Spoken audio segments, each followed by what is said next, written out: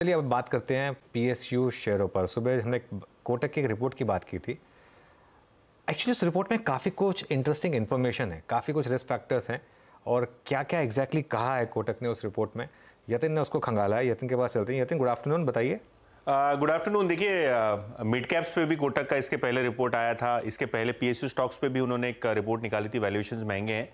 लेकिन ये जो स्ट्रैटेजी रिपोर्ट है इसके अंदर भारी डेटा के साथ इन्होंने जस्टिफाई ये करने की कोशिश की है कि पीएसयू स्टॉक्स, स्पेशली जो कैपिटल गुड्स सेक्टर और ऑयल एंड गैस सेक्टर से पीएसयू के जो शेयर्स भागे हैं, शायद अपसाइड यहाँ से लिमिटेड रह सकती है और रिस्क ज़्यादा रह सकता है निवेशकों के लिए, ऐसा इनका मानना है। सबसे पहले अगर हम बात करें कोटक की, तो इनका मानना ये है कि जो लॉन्ग टर्म वाइज बिजनेस में रिस्क आते हुए दिखाई पड़ रहे हैं उसको मार्केट शायद इग्नोर कर रहा है। मीडियम टर्म की जो परफॉर्मेंस है उस पर ज़्यादा फोकस हो रहा है। लेकिन लॉन्ग टर्म के लिहाज से अभी भी काफ़ी सारी चीज़ें अनक्लियर है ऑयल एंड गैस सेक्टर में, ग्रीन एनर्जी सेक्टर में, जिसका शायद इम्पैक्ट पीएसयूज पे पड़ सकता है।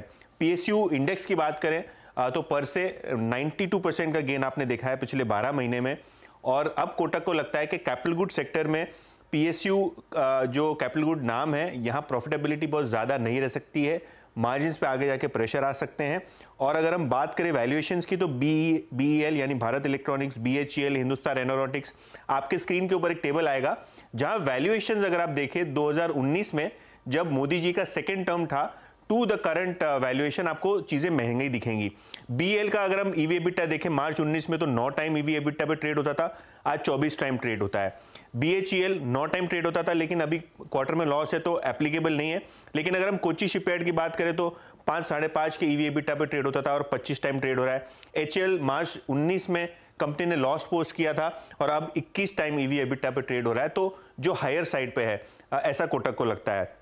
अब यहां से मूव करते हैं पावर पीएसयूज की तरफ, जहां रिटर्न ऑन इक्विटी की जो प्रोफाइल है वो थोड़ी बहुत वीक होती हुई दिखाई पड़ रही है।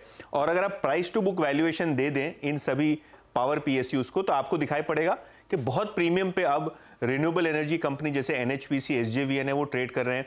एनटीपीसी भी इनफैक्ट आपको मल्टी ईयर हाई वैल्यूएशन पे आता हुआ दिखाई पड़ रहा है। और वो टेबल आपके स्क्रीन के ऊपर आएगा जहां एनएचपीसी की जो प्राइस टू बुक थी मार्च 2019 में वो थी 0.8, अब 2.5 time price to book trade हो रहा है।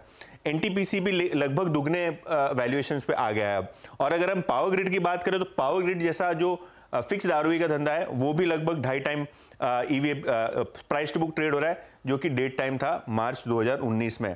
ऑयल मार्केटिंग कंपनीज, यहां भी अगर आप देखें तो कोटक का मानना यह है कि पिछले दिनों जो क्रूड में वॉलेटिलिटी थी उसके कारण पेट्रोल डीजल के सेल्स पे वॉलेटिलिटी हुई। और अगर हम नुकसान की बात करें तो अर्निंग्स बहुत ही हेवायर होती हैं ऑयल मार्केटिंग कंपनीज की। और अगर हम वैल्यूएशन देख लें बीपीसीएल, एचपीसीएल का, तो जो 2019 में इनका वैल्यूएशन था मार्च में, उससे 15 से 20% प्रीमियम पे ऑलरेडी सारे के सारे ऑयल मार्केटिंग कंपनीज ट्रेड हो रहे हैं। और अभी करंट वैल्यूएशन देख लें तो फॉरवर्ड बेसिस पे बीपीसीएल, एचपीसीएल और आईओसी, इन सभी के जो पीज हैं वो एक्सपैंड हो चले हैं। खास करके बीपीसीएल और आईओसी 10 के पी मल्टीपल पे ट्रेड कर रहे हैं, जो कि कोटक के हिसाब से काफ़ी महंगे हैं। और आगे जो ग्रीन एनर्जी का ट्रांजिशन है इसका भी एक बड़ा रिस्क मार्केट इग्नोर कर रहा है।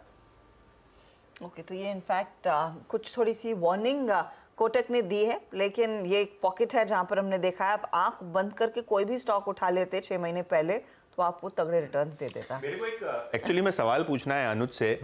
मोदी जी ने सदन में कहा था कि पीएसयूज को आप जितनी गाली देंगे उतना ज्यादा चलेगा शेयर, तो वो क्या होल्ड करेगा? आजकल हो क्या गया है, वार्निंग किसी को सुननी ही नहीं है।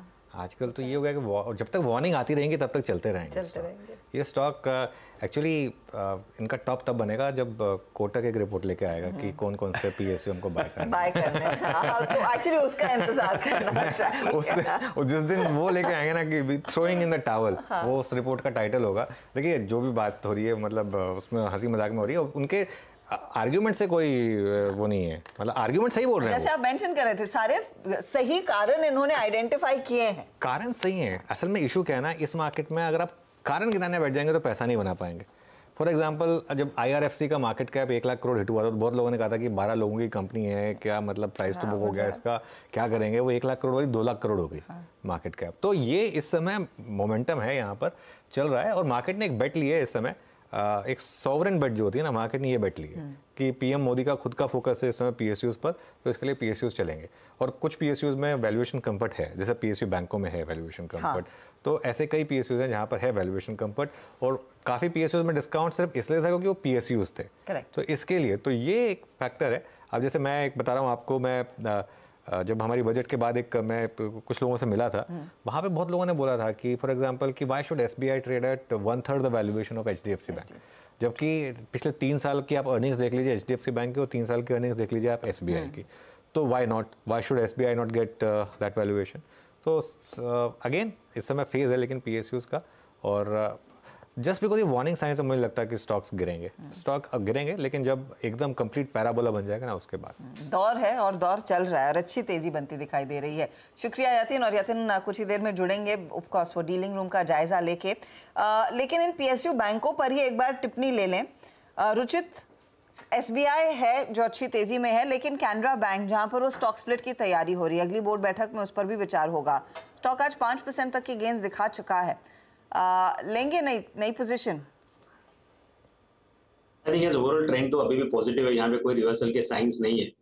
सो यहाँ पे अगर immediate support short term charts पे देखें तो 520 के आसपास है, तो 520 के नीचे स्टॉप लॉस रखे एक लिमिटेड क्वांटिटी में, आई थिंक क्योंकि चल चुके हैं तो क्वांटिटी ज्यादा एग्रेसिव नहीं रखनी चाहिए, बट एक लिमिटेड क्वांटिटी में यहाँ पे भी बाय कर सकते हैं, क्योंकि जो पोजीशन मंथली चार्ट पे टारगेट प्रोजेक्शन स्टॉक का आ रहा है वो 580 से 590 के रेंज में, तो रिस्क रिवॉर्ड रेशियो अभी भी फेवरेबल है, but just because move already आ चुका है तो रिस्क मैनेजमेंट डेफिनेटली अब यहाँ पे करना होगा। Risk management